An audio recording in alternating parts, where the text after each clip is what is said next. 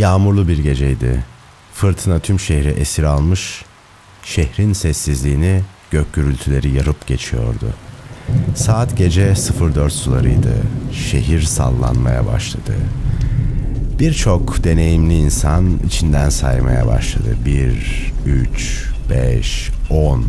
10. saniyeden sonra insanlar paniklemeye başladı. Kimisi siper aldı, kimisi kendini eşine siper etti. Kimisi çocuğunun odasına koştu ve kucağına aldı çocuğunu. Kendini sipere attılar yatağın kenarında. 20. saniyeden sonra çığlıklar yükselmeye başladı şehirden. Arabaların alarmları, dükkanların alarmları çalmaya başladı. Çatırtılar, kırıltılar, camlar patladı, ağaçlar devrildi ve çığlıklar duyulmaya başlandı. 45. saniyenin sonunda sallantı durmuştu, deprem dinmişti. Ama bu sefer daha büyük bir sıkıntı vardı. Hayatta kalanlar karanlıkta yollarını bulup kendilerini sokağa atmaya çalışacaklardı.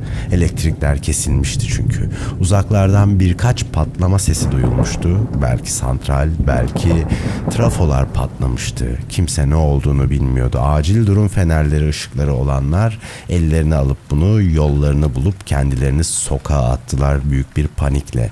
Deprem çantasını hazırlamış olanlar deprem çantalarıyla, kimisi pijaması, kimisi geceliğiyle, kışın ayazında, soğuğunda, gecenin 4'ünde sokakta bulmuştu kendini.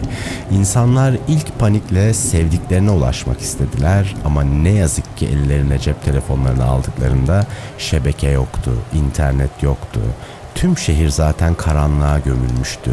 İnsanlar ne olduğunu, yıkımın büyüklüğünü, hiçbir şeyi bilmiyordu. Hiçbir şey hakkında bilgileri yoktu. Ama daha öncesinde hazırlanan bazı insanlar, küçük bir kesim, kimisi PMR telsiz almıştı. Karşı binada oturan annesi babasıyla iletişim kurabilmek için. Onlar sevdiklerinden haber alabildiler. Kimisi daha uzaklarda oturan tanıdıkları, akrabaları, sevdikleriyle iletişim kurabilmek için amatör telsizci olmuştu. Onlar da kimisi simplex dediğimiz birebir frekanslardan, kimisi de röle üzerinden iletişim kurmayı başardı.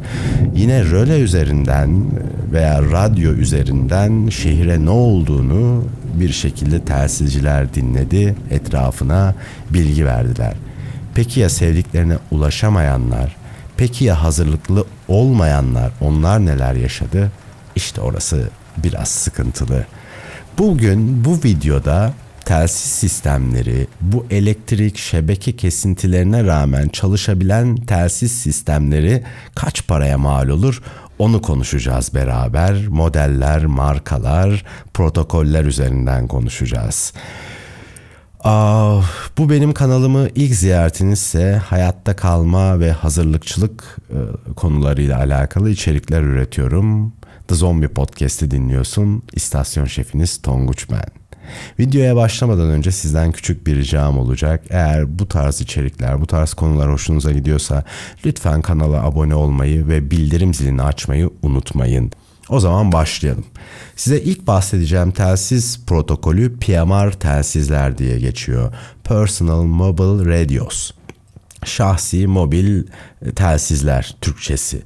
Bu telsizler aslında halk bandına sokuldu artık ve özel ticari kullanımları tamamen serbest. Herhangi bir lisans, izin gerektirmiyor bu telsizler. Doğa yürüyüşlerinde, işte pikniklerde, kafelerde, inşaatlarda, spor müsabakalarında, avcılık faaliyetlerinde sıklıkla kullanılıyor. Lisans gerektirmediği için her yaştan herkesin kolaylıkla alıp kullanabildiği bu telsizler afet durumlarında da çok fazla iş görüyor arkadaşlar.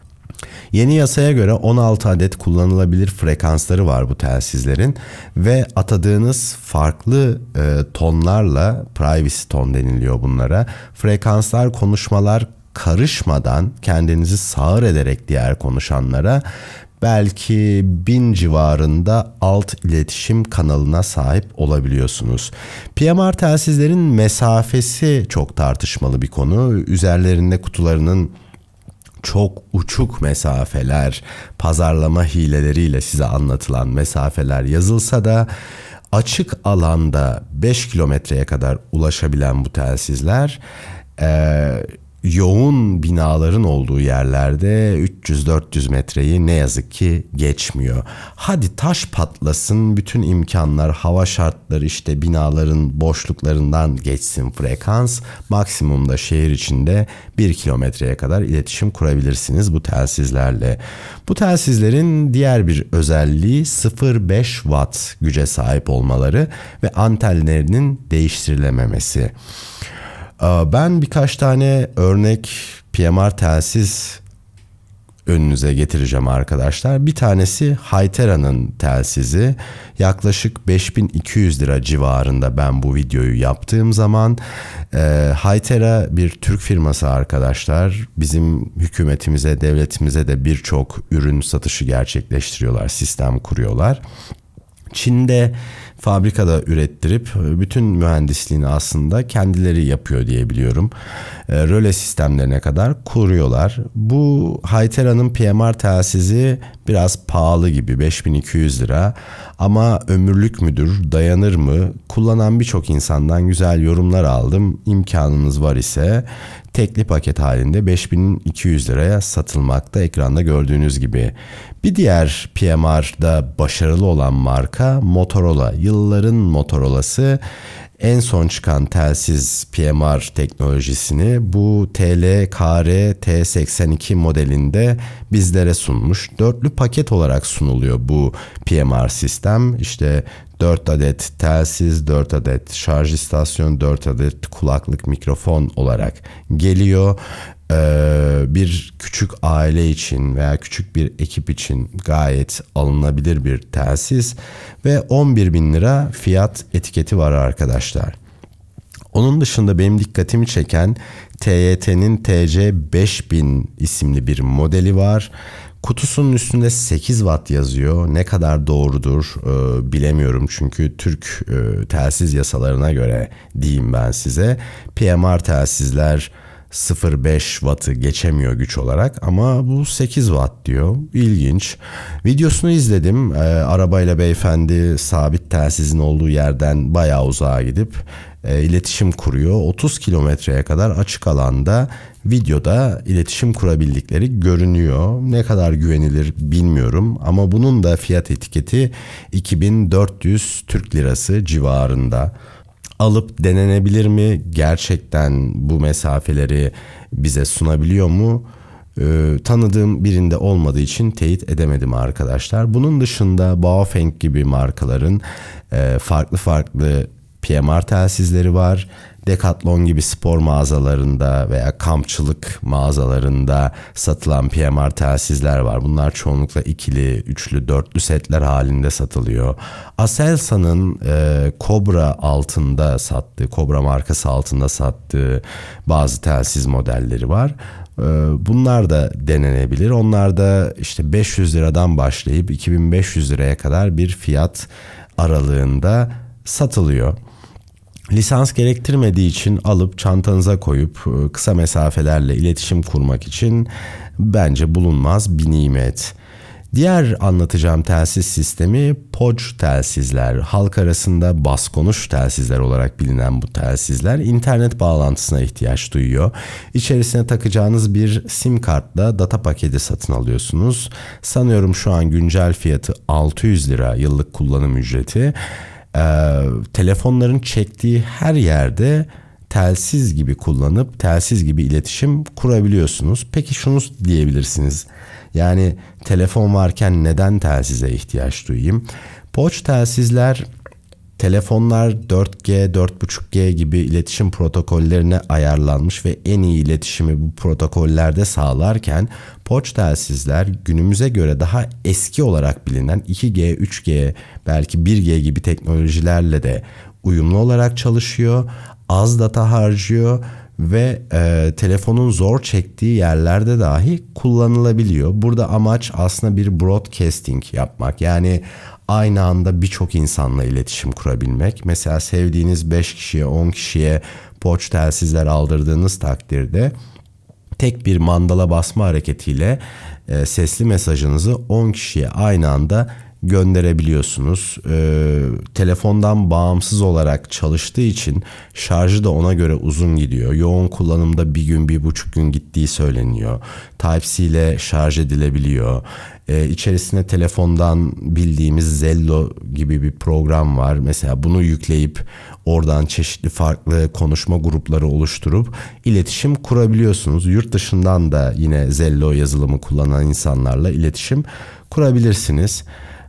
Dediğim gibi tamamen çöktüğünde şebeke, yani hiçbir baz istasyonu hizmet vermediğinde yine bu cihazlar çalışmayacaktır. Ama normal zamanlarda kullanılabilir diye düşünüyorum. Ortalama bir POC telsiz 3-4 bin lira arasında. Yine yıllık sim kart data hattı kullanım ücreti 600 lira civarında şu an benim bildiğim güncel.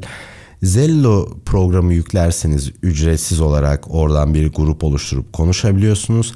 Ama Zello gibi bir program yüklemediğiniz takdirde telsizi aldığınız firma sizin için özel olarak bir konuşma grubu oluşturuyor.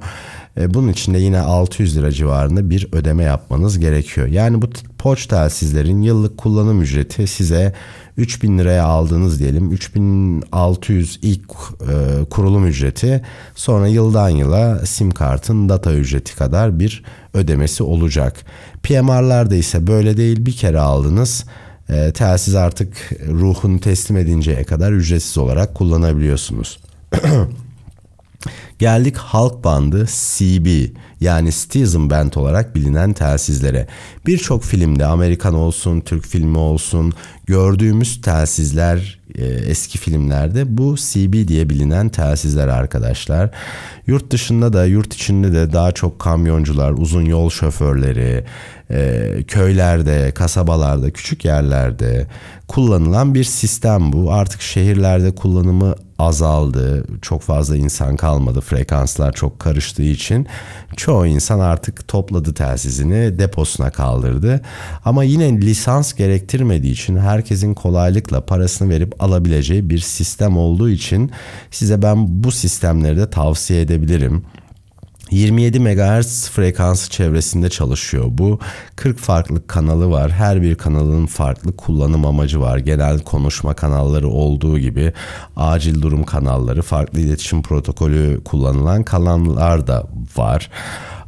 Halen Türkiye'de uzun yol şoförleri tarafından kullanılan bu halk bandında da maksimum çıkış gücü 4 watt olarak sınırlandırılmış yasal olarak. Tabii takoz makoz dedikleri bazı sistemlerde kullanılıp insanların sinyallerini bastırabiliyorlar. Bu gereksiz bilgiyi neden verdim bilmiyorum ama kullandığınız antene göre, işte etrafınızdaki çevre koşulları, binalar, ağaçlara göre, yüksekliğiniz veya alçaklığınıza göre 5 ila 30 kilometre arasında iletişim kurulabiliyor diye biliyorum ben. Örnek cihaz tavsiyesi olarak aslında elde taşınabilir halk bandı bazı telsizler de var ama şu an Türkiye'de satılan bulamadım. Midland diye bir firmanın geçmişte üretmiş olduğu bir halk bandı telsiz var, elde kullanılabilen. Fiyat bilgisi onunla alakalı veremeyeceğim. Fotoğrafını bulursam yansıtırım. Karşıma çıkan yine aynı marka Midland bir tane araç telsizi, mobil telsiz var halk bandında. Onun da ücreti 10.000 lira civarında. Bunda kullanabileceğiniz bir araç anteni de alırsanız 2.500-3.000 lira civarı olsun. 13.000 lira civarına bulunduğunuz şehirde, kasabada veya yol aldığınız sürece aracınızla çevrenizde halk bandında olan birçok insanla iletişim kurabilirsiniz. 13.000 liraya mal oluyor. Peki daha uygun fiyatlısı yok mu? QYT marka bir tane halk banda mobil telsiz var. O da 5.000 lira civarında. Yine buna mobil anten dahil ettiğinizde 8.000 liraya insanlarla lisans gerektirmeden rahatça, serbestçe konuşabildiğiniz bir telsiz sistemine kavuşuyorsunuz. Tabii bu halk bandı telsizleri evde, iş yerinde, atıyorum şantiyede veya dağ evinde, kır evinde, yazlıkta da kullanabilirsiniz. O zaman da bu sefer araç anteni değil, sabit anten kullanmanız gerekiyor. Bu sabit antenlerde 3.500-4.000 lira civarındadır arkadaşlar. Ve sıra geldi amatör telsizlere. Amatör telsizleri anlatmadan önce şunu belirtmeliyim ki bundan sonra anlatacağım, bu çizgiden sonra anlatacağım bütün telsizler özel izin ile kullanılabiliyor. Özel izin dediğim lisans, ehliyet gibi bir şey alıyorsunuz. E-Devlet üzerinden kıyı emniyetine bağlanıyorsunuz ve oradan amatör telsizcilik belgesi için ön başvuru yapıyorsunuz. Ön başvurunuz onaylandığı takdirde bir ödeme sayfası bekliyor sizi. 600-700 lira civarında bir ödeme yapıp 1-2 hafta içerisinde bir sınava davet ediliyorsunuz. Sınav kolay, şu an için basitleştirilmiş. İnternetten bulacağınız soru bankaları ile Google'a yazıyorsunuz. İşte amatör telsizcilik soru bankası PDF yazıyorsun. Karşına 3 tane 4 tane dosya çıkıyor. Bu 3 dosyanın cevap anahtarları da var. Bu 3 dosyayı baştan sona 3-4 defa okuduğunda sınavı rahatlıkla geçip amatör telsizcilik lisansına hak kazanabiliyorsun. Bu sınavdan çıkar çıkmaz zaten sonucun sana bildiriliyor. Ertesi gün sisteme yansıyor. Parasını yatırıp çağrı işaretini ve amatör telsizcilik belgeni, ehliyetini, basılı kartını alıyorsun. 1-2 hafta içerisinde adresine özel kartın geliyor ama sen çağrı işaretini belirledikten sonra telsizini satın alabilir, havaya çıkabilirsin, telsizini kullanabilirsin. Peki şeyden bahsedeyim. Amatör telsizler çok çeşitli arkadaşlar. İşte el telsizleri, mobil telsizler, sabit telsizler diye gidiyor ve bunun işte Morse'da kullandığınız, uydu için kullandığınız farklı protokolleri var. Ben el telsizlerinden bahsedeceğim. Yanımızda taşıyabildiğimiz rahatlıkla düşük çıkış gücü olanlardan bahsedeceğim. Bizim bu el telsizi olarak bahsettiğimiz telsizler simplex dediğimiz iki telsizin kendi arasında kuracağı iletişim açık alanda yine 20 kilometre maksimumda 30 kilometre civarında olacaktır frekansına ve doğa şartlarına göre. Ama şehir içi yine apartmanların yoğunluğuna göre iletişim kurabileceğimiz mesafe 2 ila 5 kilometreyi geçmeyecektir. Mesafeler çok tartışmalıdır burada da PMR'da olduğu gibi. Çevresel koşullar veya frekansların çok karıştığı yerler sizin iletim mesafenizi etkileyecektir. Ankara gibi mesela, İstanbul gibi yoğun metropollerde çok yoğun farklı frekansların kullanımı olan yerlerde iletim mesafeniz düşecek, parazitlenecektir. Ama daha böyle köy, kasaba gibi yerlerde mesafe artacaktır. Bunun dışında bu amatör telsizlerle röle dediğimiz tekrarlayıcılar vardır şehirlerin üst kısımlarında, işte dağlarda, tepelerde kurulmuş olan. Aküyle veya güneş enerjisiyle beslenir bu röleler. Yine 5 watt çıkış gücüne sahiptir. Siz mandala bastığınız anda o frekansı dinleyen diğer bütün amatörlere aynı anda sesinizi iletebilirsiniz. Detaylarına girmiyorum, çok basit anlatıyorum. Hani bu 20 kilometre veya atıyorum 2-3 kilometre sınırını röleler vasıtasıyla aşabiliyoruz. Dağın tepesinde bir röle var. Sizi sürekli dinliyor ve mandala bastığınızda sizin sesinizi frekans olarak alıp tüm şehre, rölenin kapsama alanında olan bütün bölgeye sizin konuşmanızı yayabiliyor. Bu şekilde 80 kilometre, 100 kilometre öteye sesini duyuran insanlar var ve bu röleler sadece amatör telsiz dernekleri tarafından kurulabiliyor. Bazı şehirlerde bir tane dernek oluyor, bir röle oluyor. Bazı şehirlerde hiç dernek yok, hiç röle yok. Bazı şehirlerde 5-10 tane amatör telsiz derneği oluyor ve farklı farklı bir sürü röleler oluyor arkadaşlar. Peki burada hangi telsizleri tavsiye edebilirim? Yine pahalıdan ucuza doğru gideceğiz. Karşımıza paranın satın alabileceği en iyi telsizlerden biri çıkıyor. Kenwood TH-D75E modeli. Kenwood bu piyasayı domine eden şirketlerden biri. Yıllardan beri telsiz üretiyor. Ve bu telsizin fiyatı 42.000 lira etikete sahip. Evet, biraz pahalı, kabul ediyorum, ama çok acayip özellikleri var. Bir arkadaşımız da var, oradan detaylıca biliyorum. APRS dediğimiz çok acayip bir teknoloji de barındırıyor bu telsiz. Üzerinde dahili GPS'i var. Bu röleler ve frekanslar üzerinden APRS protokolüyle yine benzer telsiz sistemlerine sahip olan insanlara mesaj atabiliyor. Hava durumu raporlarını alabiliyorsunuz. Bence imkanı olanın alıp sahip olabileceği güzel bir oyuncak. Yaesu var mesela, FT5DE diye geçen bir model. Bu da son yıllarda çıkan güzel bir model. Paranın satın alabileceği ikinci en güzel el telsizi. IPX7 su korumasına sahip. Kenwood'da da var bu koruma, söylemeyi unuttum. Bu telsizin etiketi de 26 bin liracık. Aynı şekilde bunda da APRS var, GPS var ve dijital modları destekliyor. Bunların farklı DMR diye geçen protokolleri var arkadaşlar. İnternete bağlanıp internet üzerinden dijital olarak iletişim kurabildiğiniz bir altyapıları da var. Anyton mesela, Anyton'da 11 bin lira civarında. ATD878UV2 Plus diye geçiyor. Bu da yine APRS'li bir telsiz. Yine işte su sıçramalarına karşı koruması var. Dahili GPS'i var. Yine konum gönderebiliyor, mesaj gönderebiliyorsunuz. Ve yine analog frekanslarda da çalışan cihazlar bunlar. Alınabilir, hoş cihazlar. Peki biraz daha ekonomik olanlara gidelim. Ne var mesela ekonomik olarak? TYT MD-UV 390 var. Bu da DMR'lı bir telsiz. GPS'i var, APRS'si var. 5400 lira civarında bir cihaz bu. Ama şunu unutmamak gerekiyor. DMR telsizler üzerinden dijital olarak haberleşebilmek için ya bölgenizde DMR'a sahip bir röle olması gerekiyor. Çoğu yerde bulunmuyor. Bakımı ve kurulumu zor, pahalı röle sistemleri bunlar. O yüzden sizin hotspot dediğimiz cihazlardan kendiniz yapıp veya satın alıp telsiz ile bu hotspot ile internete açılıp yine sizin gibi internete bağlanmış DMR telsize sahip olan insanlarla iletişim kurabiliyorsunuz. Afet ve acil durumlarda ne kadar kullanılabilir, ne kadar internete bağlanabilirsiniz bilmiyorum, ama acil durumlar içerisinin dışında tüm dünyada iletişim kurabileceğiniz çeşitli konuşma grupları var. Eğlenceli bir ortamı var diyorlar. Bende DMR telsiz yok. İsterseniz dahil olabilirsiniz.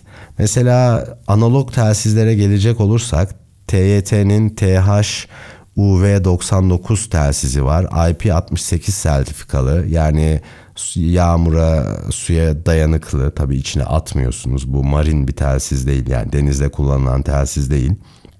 2650 lira fiyat etiketine sahip ve USB-C ile şarj edilebiliyor arkadaşlar. Onun dışında yine benim kullandığım bir telsiz var. TYT UV8000'de crossband özelliği var bunun. Crossband özelliği için aldım ben bu telsizi açıkçası.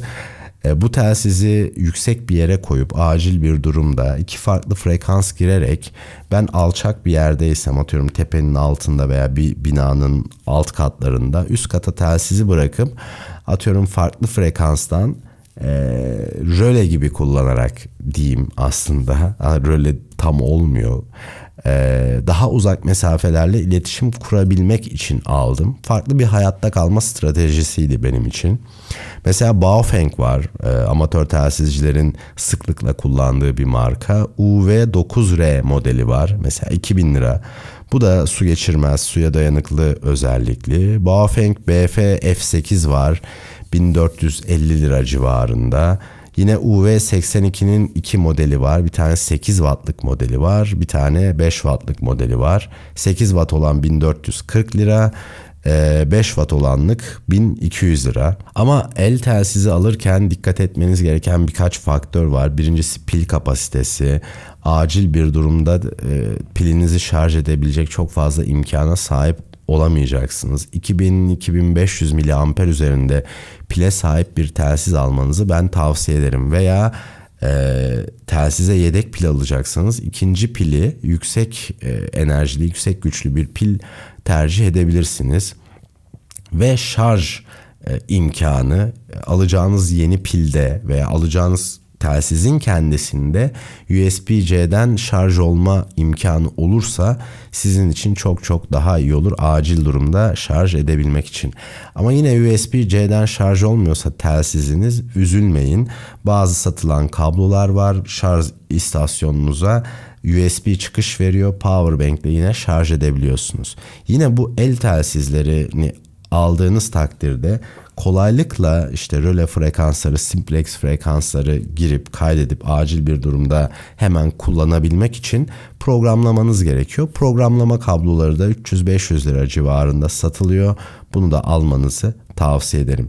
Yine hayatta kalma stratejisi olarak eğer bir aileseniz, 2-3-5 kişiyseniz minimumda 2 tane amatör el telsizine sahip olmanız gerekiyor ve üçünüzün öncesinde felaket olmadan bir iletişim protokolü oluşturmanız lazım kendi aranızda.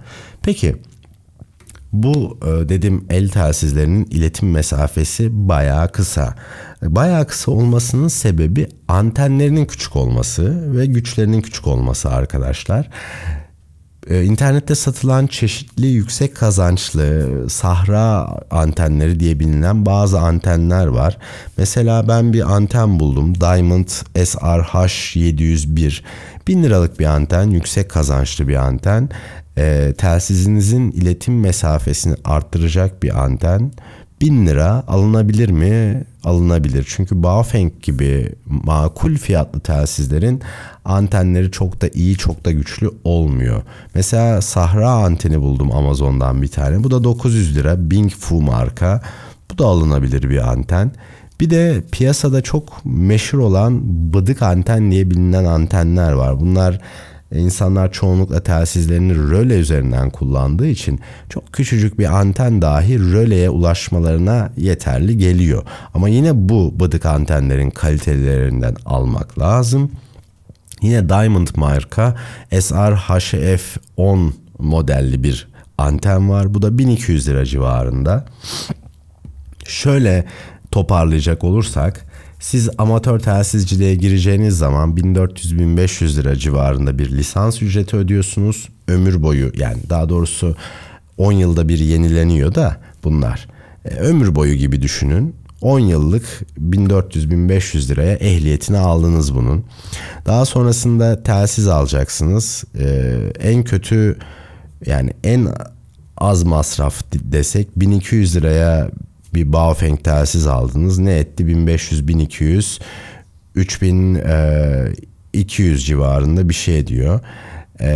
İkinci telsizi almak istersen karşılıklı iletişim kurmak için 5000 lirayı geçiyor. İşte ara kablolar, yedek piller, yine 6-7 bin lira civarında bir masraf yapmanız gerekiyor amatör telsiz üzerinden en basit iletişimi kurabilmek için. Tabii Yaesu veya Kenwood almak isterseniz bu fiyat bayağı yukarı çıkacaktır. Gelelim amatör mobil telsizlere, yani araçta kullanabileceğiniz veya eve de kurabileceğiniz veya bir kutuya koyup bir güç istasyonu yanına ekleyip bir de anten alıp yanınıza dağa kıra bayıra gittiğinizde veya bir afet durumunda çıkartıp hemen kurup anteni saplayıp iletişim kurabileceğiniz bir sistem kurmak için mobil telsizlere ihtiyacınız var. Bizim hazırlıkçılık camiasında LiFePO pillerle işte çeşitli, nasıl söyleyeyim, güç aktarma mekanizmalarıyla kendilerine mobil bir telsiz istasyonu yapan birçok insan var arkadaşlar. Aküyü koyuyor, mobil telsizi katlıyor, koyuyor. Acil bir durumda kapağını açıyor kutunun, işte anteni çıkartıyor, açıyor, telsizin güç bağlantılarını yapıp enerjiyi verdiği an bulunduğu ortamda işte 25-50 watt'a kadar çıkış yapabileceği bir telsiz istasyonuna sahip oluyor insanlar. Dedim ya, 50 watt güce kadar çıkış verebiliyor bu cihazlar ve kullandığınız antene göre yine çok uzak mesafelere çok güçlü iletim yapabiliyorsunuz. Ama çok uzağa iletim yapmak için tek ihtiyacınız olan şey çıkış yaptığınız güç değil, kullandığınız anten iyi ise küçük küçük güçlerle çok uzak mesafelere ulaşabilirsiniz. Mesela 0,5 watt güçlerle Morse'la buradan Japonya ile haberleşebilen insanlar var arkadaşlar. Peki pahalı cihazlardan başlayalım bu mobil cihazları anlatırken. Mesela Yaesu FT-M500DE diye bir cihaz var. Bu cihaz 37 bin lira. GPS ve APRS özellikleri var. Bayağı güzel. Allah sahibine bağışlasın. Bunları araç içinde, işte dağ evinde, kamyonda vesaire de kullanabiliyorsunuz. Mesela yine aynı şekilde kullanabileceğiniz bir HF telsiz var. Bu HF frekanslarda iyonosferden sektirerek frekans dalgalarını dünyanın öbür ucuyla dahi konuşabildiğiniz bir sistem. Mesela bunun en uygun fiyatlısı ve mobil olanı yine Yaesu'nun var. FT891 HF diye bir mobil telsiz. Bu da 45 bin liralık bir fiyat etiketinde 1.8 ile 50 MHz arasındaki frekanslarla görüşmeye izin veriyormuş. Tabii bunu kullanabilmek için de buna uygun bir antene sahip olmanız lazım. Communica Pro 1 diye bir anten buldum ben, 5500 lira civarında. Sonra UHF, VHF, HF hepsinde çalışan bir anten var. 3300 lira.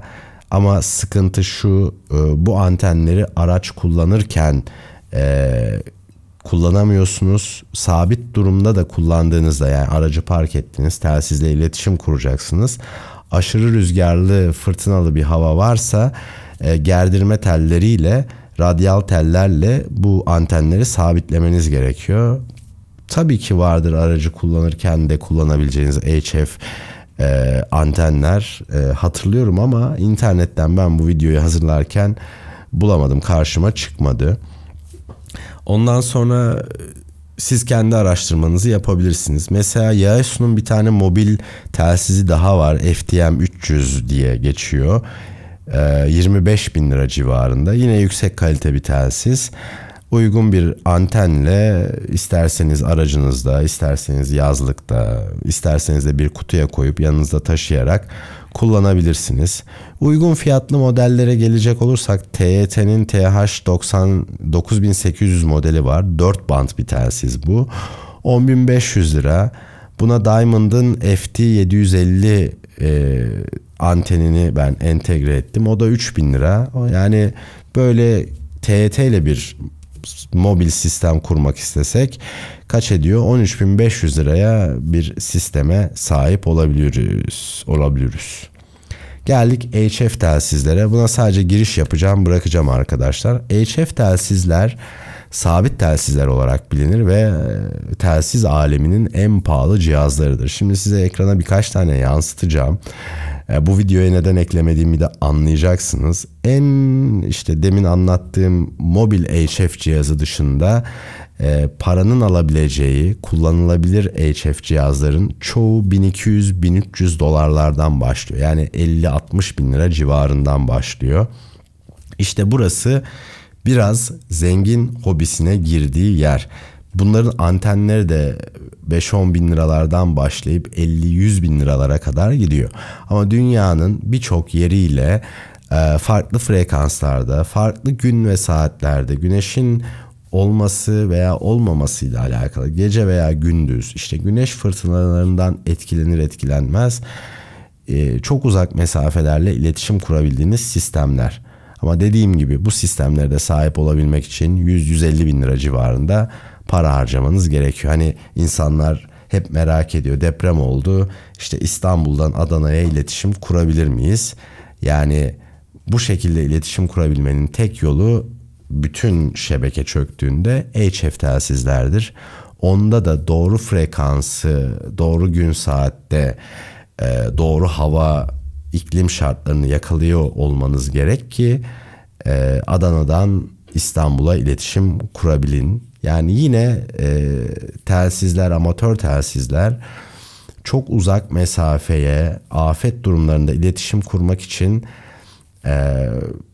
çok da imkan sağlamıyor. Yani bunun yerine, yani %99 çalışacak uydu telefonu sistemleri gibi sistemleri kullanmayı tercih edebilirsiniz. Onlarla alakalı öncesinde video yapmıştım. Linki buraya bırakırım. Umuyorum sizin için keyifli bir video olmuştur. Kaç para serisi? Evet, kaç para lan bir telsiz? Kaç para mobil bir sabit telsiz, el telsiz, halk bandı telsiz? Burada cevabını vermiş olduk. Kaç para serisi farklı konularla devam edecek. Beni izlediğiniz için teşekkür ediyorum. Kendinize iyi bakın. Hoşça kalın.